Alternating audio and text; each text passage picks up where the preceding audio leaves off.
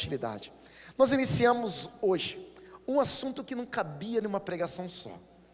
Necessariamente a gente tinha que esticar ele um pouquinho e não fazer aquele pecado que às vezes eu faço, uma pregação de 40 minutos na velocidade 2, trazendo 1 milhão de temas e todo mundo sai doido daqui. Não que eu nunca faça isso, uma hora ou outra eu faço, mas eu senti no meu coração de estar trabalhando esse tema com tranquilidade. Então nós teremos aí 4 domingos para trabalhar isso. Domingo que vem Santa Ceia também, Santa Ceia é tão especial, projeto Pão na Mesa, glória a Deus por isso. E o tema de hoje vocês já sabem, pelos avisos, pelo anúncio, no meio de nós.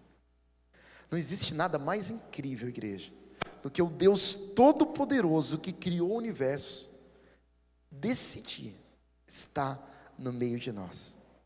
Ele é tão grande, mas ao mesmo tempo fiel para se importar com cada um. Essa talvez seja um dos maiores choques da revelação do cristianismo. Um Deus que se fez homem, um Deus Emanuel, um Deus que habitou entre nós, de um Deus que após ser várias e várias vezes rejeitado por nós, Ele decidia mudar as formas e continuar buscando um relacionamento conosco.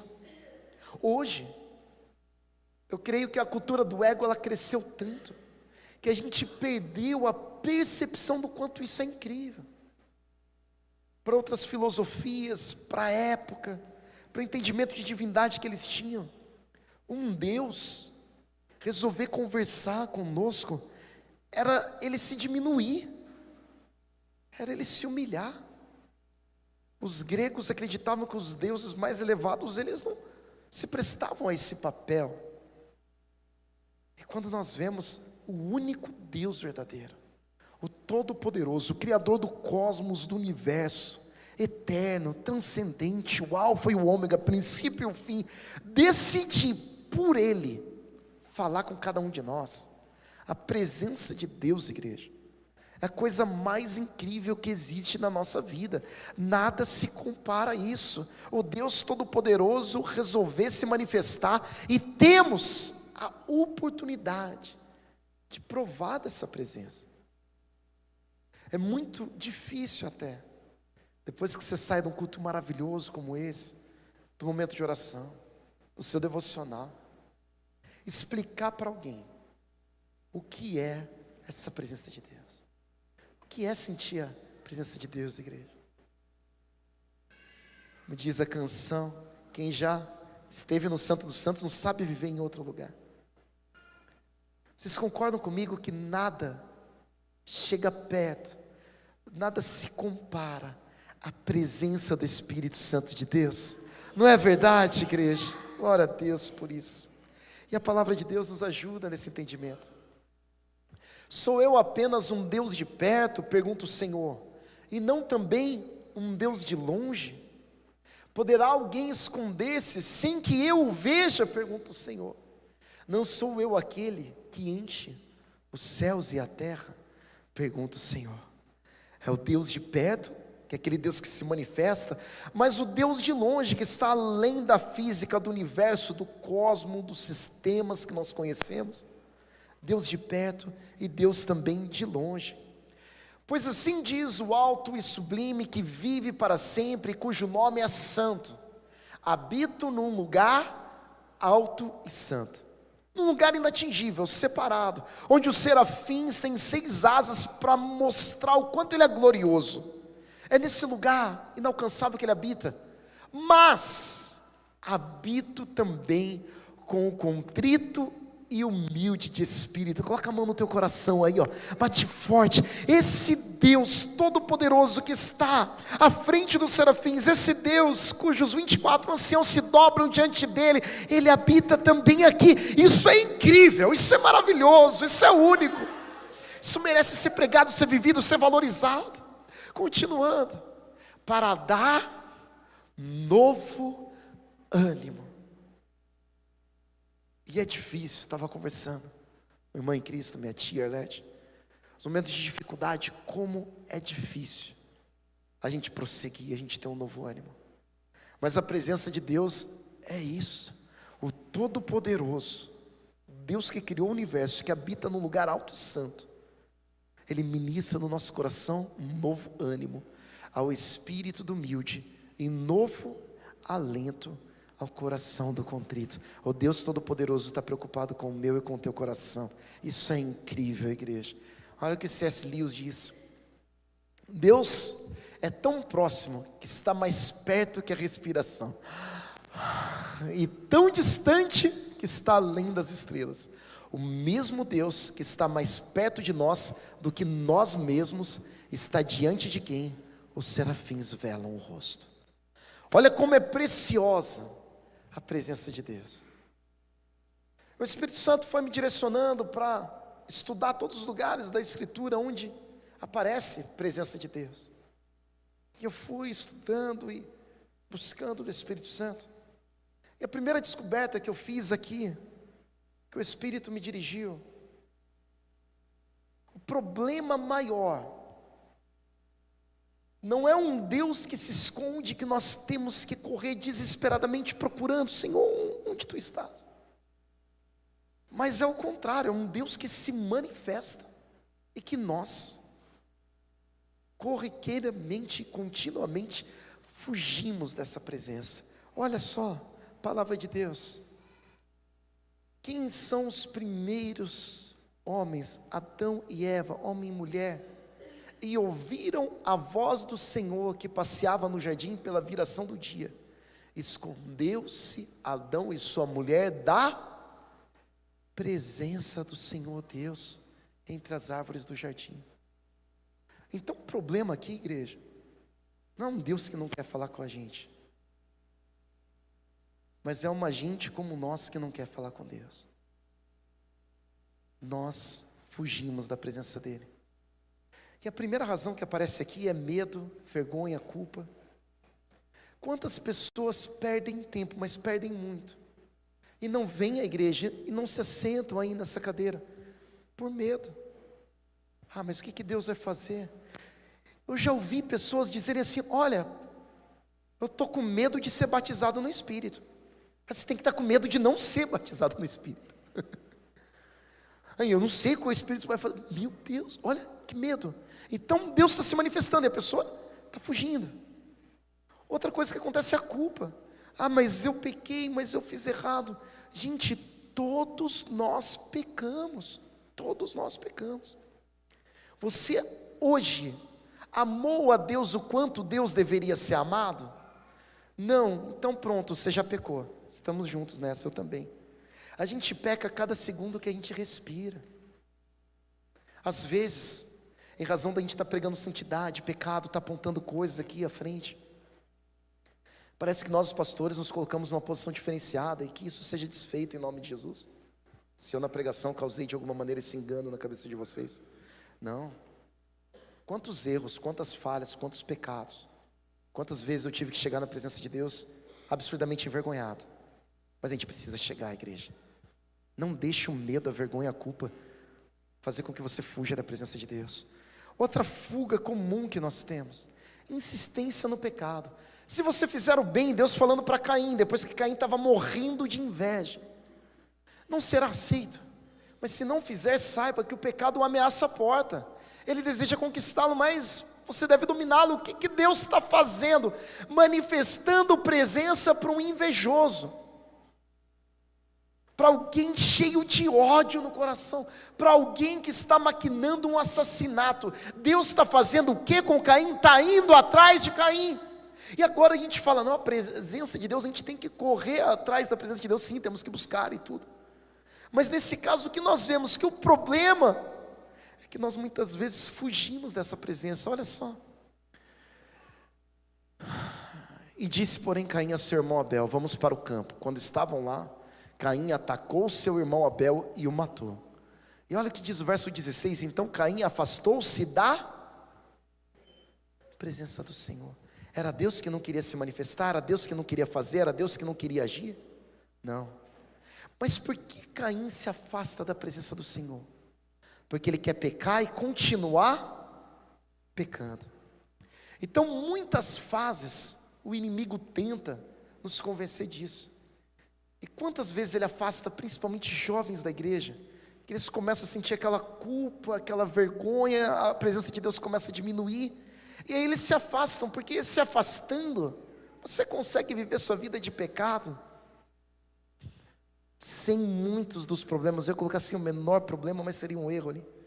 Você consegue apagar essa centelha divina, diminuir esse peso, ouvir pregação e oração e louvor e tudo isso. Eu quero viver a vida do meu jeito, eu quero fazer o que eu quiser. Então muitos fogem da presença de Deus para fazer o que querem. Continuando, mas Jonas, olha só, aqui é explícito, hein, gente? Jonas fez o que aqui? Fugiu. Fugiu do quê? Da presença do Senhor. Adão e Eva, todos nós pecamos igual Adão e Eva pecam. Caim, aí um homicida, aí já diminui um pouco. Acho que a maioria de nós aqui nunca matou ninguém. Agora, quando nós chegamos a Jonas, um profeta, como a Débora pregou aqui lindamente, alguém que ouvia Deus, alguém dirigido por Deus, resolveu fazer o quê? Fugir da presença.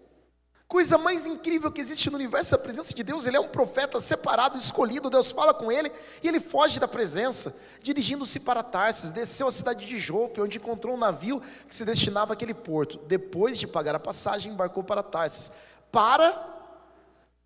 O texto é claro, para fugir do Senhor. Então os homens ficaram apavorados. Aqui eu dei um pulo para o verso 10.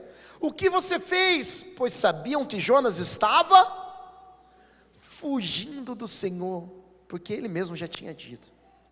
Igreja, não fuja do seu chamado. Deus tem um chamado para você. Deus tem talentos que Ele colocou, que Ele liberou na sua mão. Eu não sei se é medo, se são problemas que aconteceram, se são acusações que o inimigo planta no teu coração, mas chega de fugir. O Deus Todo-Poderoso que criou o universo tem algo especial para trabalhar com você e em você. É tempo de nós nos levantarmos em autoridade para cumprirmos aquilo para o qual Deus nos chamou. É tempo de cumprimento de propósito. O Espírito Santo vai encher você. Você não apenas vai parar de fugir, mas você vai ser capacitado de uma maneira tão linda, tão incrível, tão poderosa. Em nome de Jesus, você crê nisso, igreja? Aleluia! É tempo de nos levantarmos em fé, como um poderoso exército diante de Deus.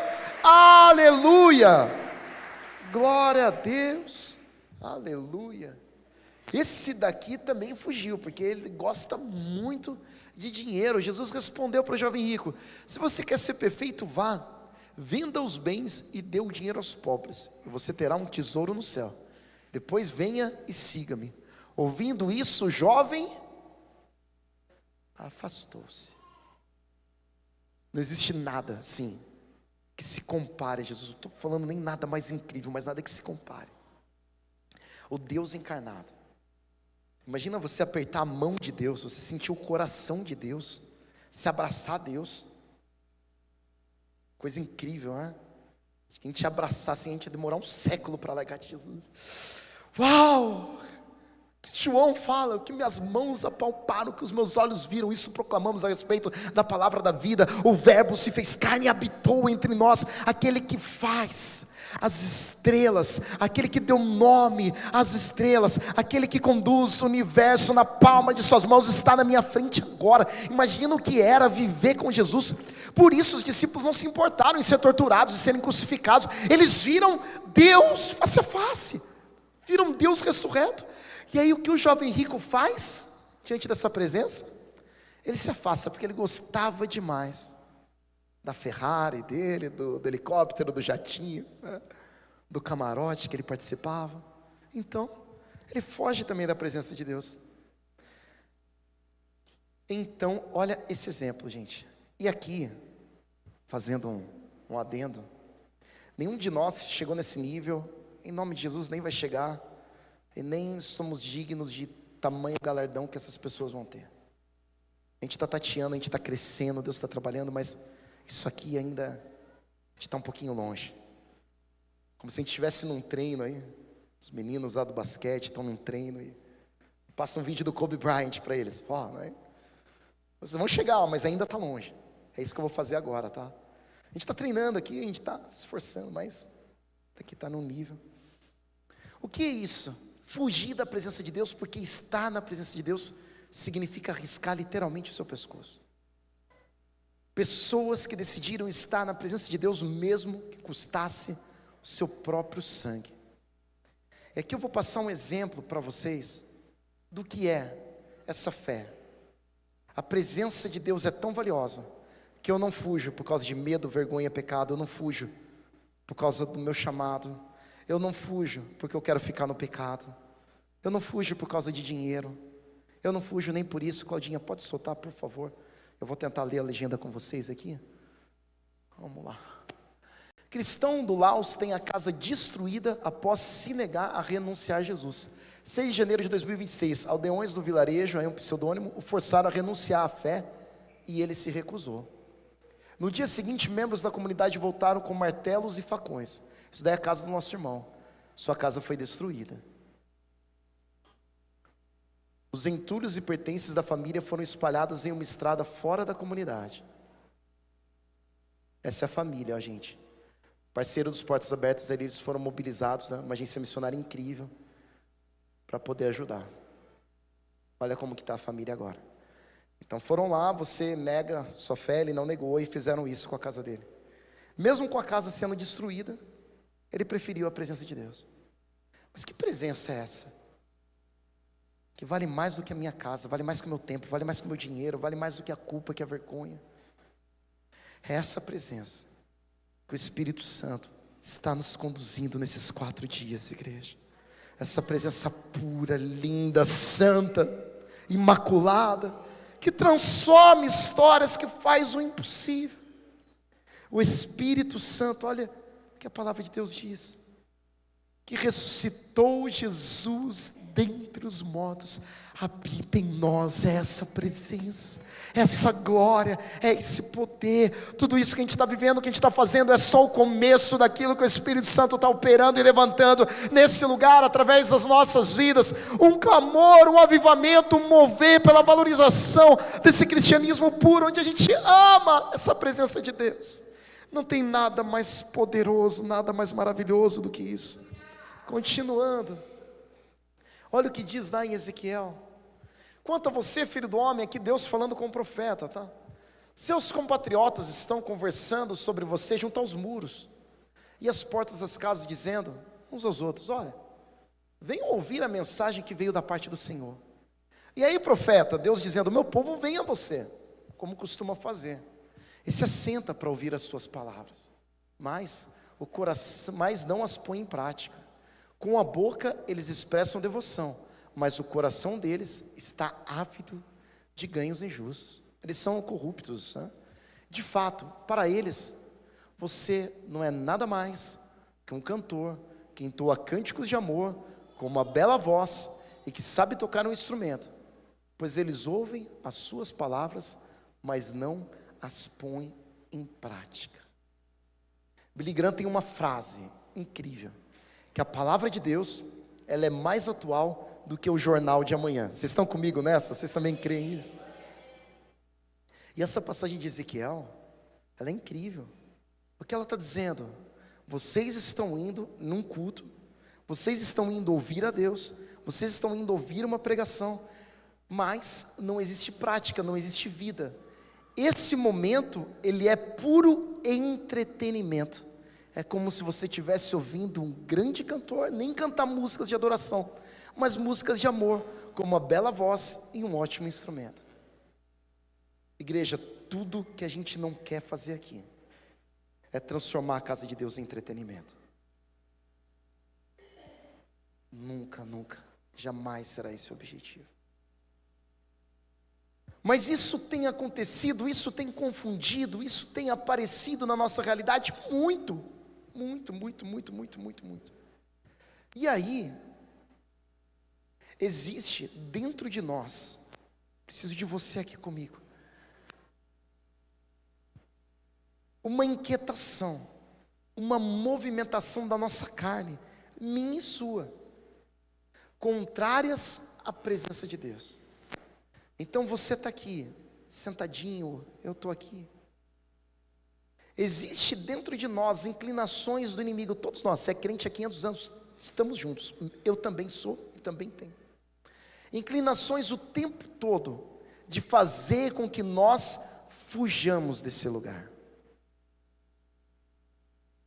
Como eu trouxe aqui, o problema é que nós fugimos da presença de Deus.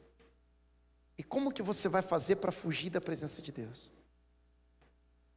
Uma dica muito boa. Olha só. Deus está falando com você e esse negócio vai apitar. E você vai abrir, você vai trocar umas 5, 6 mensagens. O que aconteceu? Você acabou de fugir da presença de Deus.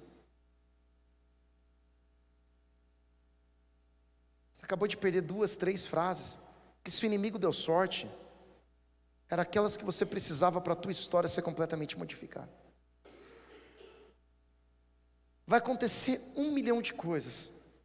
E por isso, tudo isso daqui de alguma maneira ajuda. Você apaga, você coloca sua luz aqui. Tudo para diminuir a distração das outras coisas. Para você não ficar olhando para nada que não seja a palavra de Deus. O inimigo tem trabalhado assim, arduamente com distrações.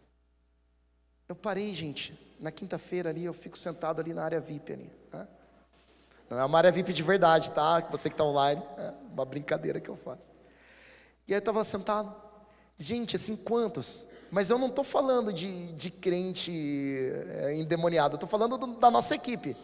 Quantos trocaram mensagem nisso aqui? Uns 10 que eu vi. Ei, fala Deus, virou exortação agora, não era nem o objetivo, mas o tempo todo, notificação, notificação, Aí eu fiquei pensando, falei, gente, o pessoal da minha equipe, os líderes aqui estão fazendo isso o tempo todo. Eu falei, meu Deus do céu. Então, quando o inimigo tem conseguido uma vitória muito grande, fazendo a gente fugir do culto, isso é fuga. A sua mente vai, será a conta amanhã, 22, será que vai acabar? Será que hoje o culto é 1h30, 2 horas, 2h30, será que vai ter? Como que vai ser a oração? Fugiu. Então o tempo todo a sua carne, ela está tentando fazer o quê? Fugir. Existe uma luta da carne e do espírito. Gente, por reverência, eu faço isso.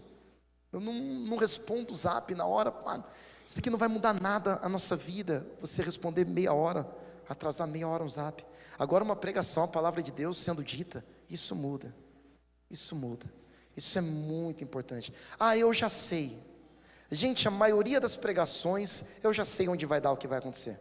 Não tem como, eu estou muito tempo estudando isso aqui. Os pastores também. Mas é por isso que você não presta atenção? A minha atenção está grudada. Porque não é só mais uma exposição, é Deus falando comigo. Se a gente perder essa noção de que quando a gente ouve a palavra é Deus falando, gente, seu cérebro está viciado em dopamina. Seu cérebro não aguenta ficar meia hora parado. Na faculdade tinha palestras de 2h30 lido. A gente ficava sentadinho, assistindo e anotando. Então dá para treinar, dá para fazer. É questão da gente se prontificar a isso e parar de fugir da presença de Deus.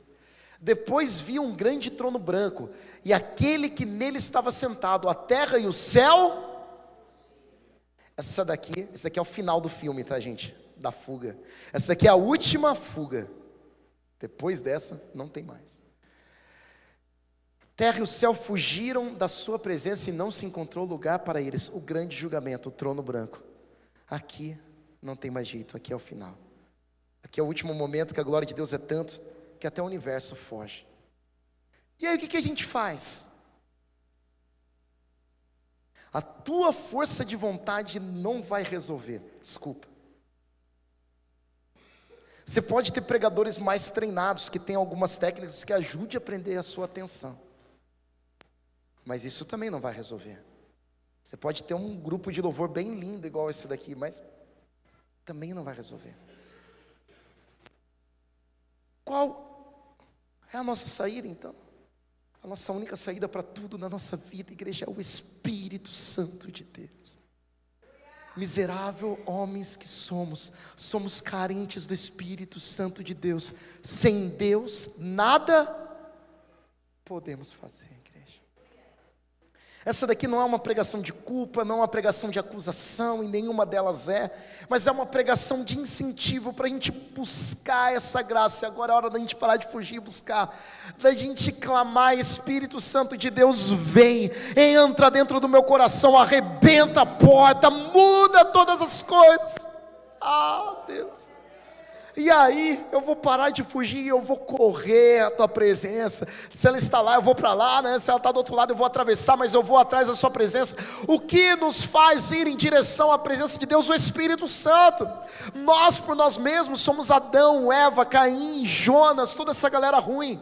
Mas com o Espírito Santo de Deus nós somos transformados. E aqui eu fiz um resuminho, olha só: o Espírito Santo, quando ele vier, convencerá o mundo do pecado, justiça e juízo. Imagina se Adão e Eva fossem convencidos do pecado. Eles não foram, por quê? Porque eles se justificaram. Sempre que você for conversar com algum irmão, ajudá-lo em fé, e ele se justificar, ao invés de confessar, ele não está sendo convencido pelo Espírito Santo. Simples, porque o Espírito Santo convence. Os guiará a toda a verdade e glorificará Jesus. Você está andando em verdade, o Espírito Santo vai fazer com que isso aconteça, vai fazer com que você glorifique Jesus. E por último, ele vai te batizar com poder. E a parte que a gente pentecostal adora. Aleluia. Você pode dar um glória aí, glória a Deus, pode aplaudir a ele.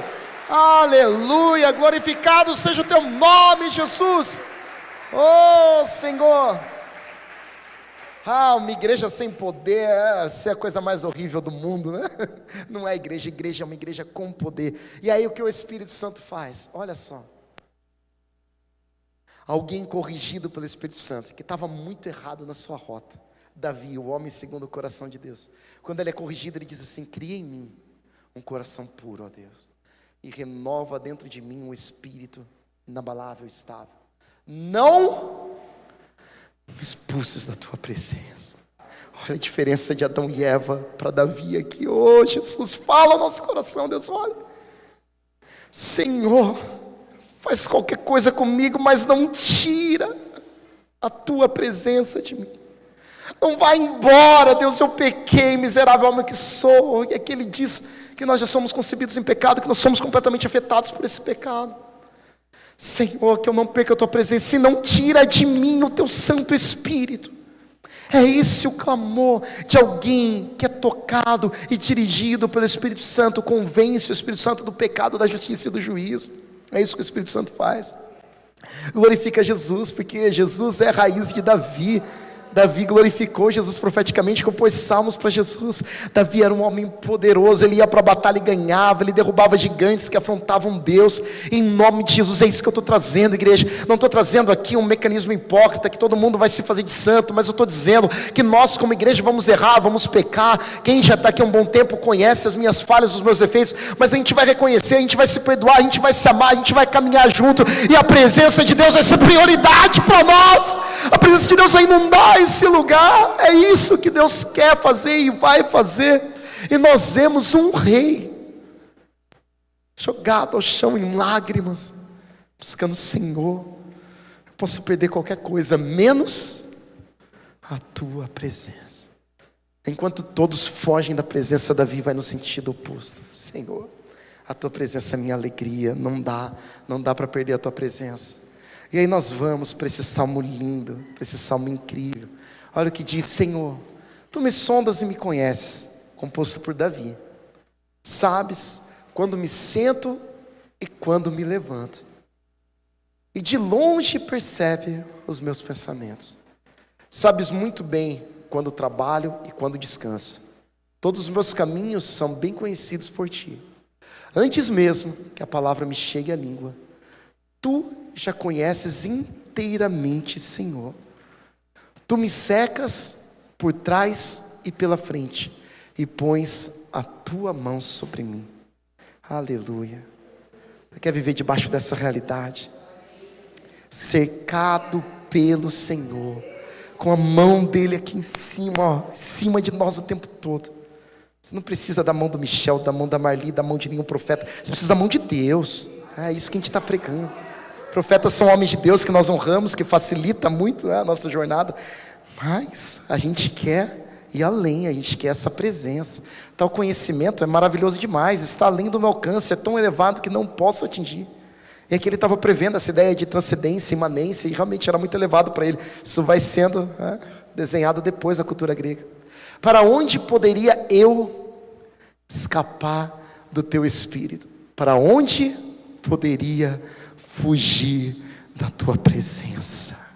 Igreja, a gente precisa entender isso. Não dá para fugir, não dá para escapar. Ele é soberano, Ele está em todos os lugares. Então, Senhor, vem. Eu não vou mais fugir dessa presença. Em nome de Jesus, essa manhã é uma manhã de libertação. Que tudo aquilo que de alguma maneira o impeça de viver plenamente essa presença de Deus, caia por terra em nome de Jesus. Toda acusação, todo passado, todo medo, toda dúvida, toda semente do maligno, todo espírito contrário, está nesse momento, pela palavra de Deus, sendo destruído. Para isso que Jesus se manifestou, para desfazer as obras do diabo, e essas obras estão sendo desfeitas essa manhã.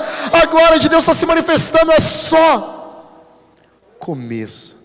É só o esquenta, é só ali a entradinha de tudo que a gente vai viver nesse lugar, nessa série, em tudo mais que vai acontecer, nesse batismo, nas células. É o abrir, é o despertar de um povo que parou de fugir, que se derrama. Senhor, vem com a tua presença sobre mim. Para onde, Senhor, eu vou fugir do teu espírito? Para onde eu vou escapar? Se eu subir aos céus, lá está. Se eu fizer a minha cama da sepultura, também lá estás. Se eu subir com as asas da alvorada e morar na extremidade do mar, mesmo ali, a tua mão direita, ela não apenas está lá, mas ela me guiará e ela me susterá. Olha só que palavra linda. Mesmo que eu diga que as trevas me encobrirão e que a luz se tornará noite ao meu redor, verei que nem as trevas são escuras para ti. A noite brilhará como o dia, pois para ti, Deus, as trevas são luz. Oh Jesus, tu criaste o íntimo do meu seio, me teceste no ventre de minha mãe. Eu te louvo, porque me fizeste de modo especial e admirável. Tuas obras são maravilhosas. Digo isso com convicção. Meus ossos não estavam escondidos de ti, quando em secreto fui formado, entretecido como nas profundezas da terra. Os teus olhos viram meu embrião. Todos os dias determinados para mim foram escritos no teu livro, antes de qualquer deles existir. Quem aqui é papai e mamãe? Pode levantar as mãos aí. Aleluia. Quantos aqui continuam com a mão levantada, acompanharam o ultrassom? Gente, quem não sentiu a presença de Deus no ultrassom? Meu Deus do céu. Começava, olhava para a Gabi e falava: que incrível, amor, que incrível. Somente no primeiro, no segundo você já está mais acostumado. Fala, uau, e aí você vai vendo ali, vai aparecendo as costelinhas. Eu tenho uma costelinha. Primeiro dia que bateu o coraçãozinho, gente, eu chorei. E aí a médica, assim, era uma médica durona, falou: ô pai, parabéns, assim, eu fiquei, segurei o choro, assim, continuei. E é incrível, como que Deus forma os ossos, né? Tem a doutora aqui pode explicar, mas assim, de toda maneira existe um mistério de Deus, uma coisa incrível. Dentro da barriga da mãe, os ossos ali crescendo, tudo sendo formado. Gente, é para glorificar de pé, igual diria os pentecostais, né? E vendo um ultrassom, você fala: oh glória, eu ficava: oh Jesus, Jesus, tu és maravilhoso. Fiquei pensando, eu acho que ateu não tem filho, porque você começa a ver, tem, né? Tô brincando, tem. Mas você começa a ver um ultrassom, você fala: que incrível, que coisa maravilhosa. Olha a presença de Deus aí no útero da mãe, como são poderosos para mim os teus pensamentos, ó Deus, como é grande a soma deles. Se eu os contasse, seriam mais do que os grãos de areia. Se terminasse de contá-los, ainda estaria contigo. Quem dera, essa parte que maravilhosa, hein, gente? Matasse os ímpios, ó Deus. Afastem-se de mim os assassinos, porque falam de ti com maldade. Em vão rebelam-se contra ti. Acaso não odeio os que te odeiam, Senhor? E não detesto os que se revoltam contra ti? Tenho por eles ódio implacável. Considero-os inimigos meus. É interessante, porque quando a gente ama o que Deus ama, a gente odeia aquilo que Deus odeia. E aí de repente a gente olha para esse versículo e fala: Davi pesou a mão aqui, o que ele está dizendo? Você crê que violência doméstica, pais que vão para o bar, chegam bêbados, batem nos seus filhos, traem suas esposas. Você ama isso? Eu não amo, eu odeio, eu detesto isso. Eu quero que toda ação maligna que leva famílias a caírem nesse desespero sejam destruídas. Assim como Deus odeia isso, eu também odeio. Aborto. Alguém ama aborto? A gente vê coisas terríveis nos Estados Unidos agora, aborto, 6, 7, 8 meses. Bebês que às vezes são viáveis, são assassinados dentro da barriga da mãe. Eu odeio esse espírito, essa ação demoníaca. Eu odeio esses inimigos de Deus, não pessoas, mas demônios, hostes, entidades que trabalham para essa destruição. Eu odeio essa ação demoníaca. Eu quero expulsar todos esses demônios. Eu quero destruir toda essa ação da potestade das trevas. Um país igual ao nosso, tão lindo, tão incrível, maravilhoso, tão rico, tão poderoso, com um povo tão incrível, trabalhador. Quando a gente vê uma corrupção em todos os lugares, quando a gente vê casos igual ao que a gente está vendo agora, nós não odiamos pessoas, queremos que elas se convertam, mas todo esse espírito maligno de exploração que está desde o começo da nossa história, eu odeio isso. Eu odeio ver gente passando fome no nosso país e outros roubando a nação. Eu odeio isso. Eu quero que isso acabe, eu quero que a corrupção acabe. Eu creio que o avivamento de verdade vai produzir uma igreja de verdade, que essa sim vai transformar a nação, e o diabo vai ser exposto e destruído. E eu odeio sim essa ação maligna. E eu posso orar isso daqui, sim, Senhor, aquilo que o Senhor odeia, eu também odeio. Aquilo que o Senhor destruiu na cruz do Calvário, me levanta para destruir também, em nome de Jesus. A doença, quantos amam doença? Te odeia a doença, não é terrível? Os médicos estudam anos e anos para vencer as doenças. Os remédios, os farmacêuticos, tem toda uma gama de profissionais para vencer a doença. Por quê? Porque nós como humanidade odiamos. Eu odeio a diabetes, eu odeio o Alzheimer, eu odeio o câncer. E aí quando a gente odeia, a gente está odiando o que Deus também odeia. E que haja cura, e que haja libertação, e que os médicos descubram novas curas, e que o mover do Espírito Santo seja tão grande em todas as igrejas, que as pessoas sejam curadas, livres, e que haja testemunhos incríveis. E sabe o que nós mais odiamos? O nosso coração, ele foi feito para a eternidade. E quando nós enfrentamos a morte, nós odiamos a morte, não é verdade? Eu odeio a morte, você odeia a morte. Mas nós amamos aquele que venceu a morte. Jesus não apenas odiou a morte, mas ele venceu, ele subjugou, ele derrotou a morte. Ele tem nas suas mãos as chaves da morte, do inferno. Está nas mãos dele, nós ressuscitaremos com ele, isso é incrível.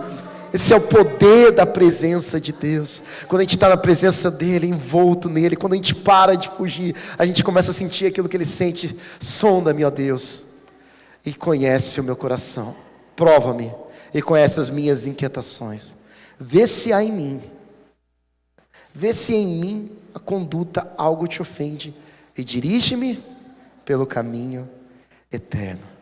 Eu convido o louvor a se preparar, e você pode colocar a mão no teu coração aí. Esse salmo é um salmo de retorno à presença de Deus, de caminhar essa presença, de falar: Senhor, Ele te sonda, Ele conhece os teus mais profundos pensamentos e pecados, e mesmo assim, Ele trouxe você aqui essa manhã. Ele criou o universo, Ele criou o mundo é sustentado pela sua grandeza, e mesmo assim Ele decidiu se manifestar em você, e habitar dentro do teu coração. Igreja, não há nada mais extraordinário do que isso. Oh Espírito Santo de Deus, oh Jesus, nos leva, Pai, em direção à Tua presença. Nós queremos, Deus, a Tua presença, nós queremos, Deus, a Tua glória.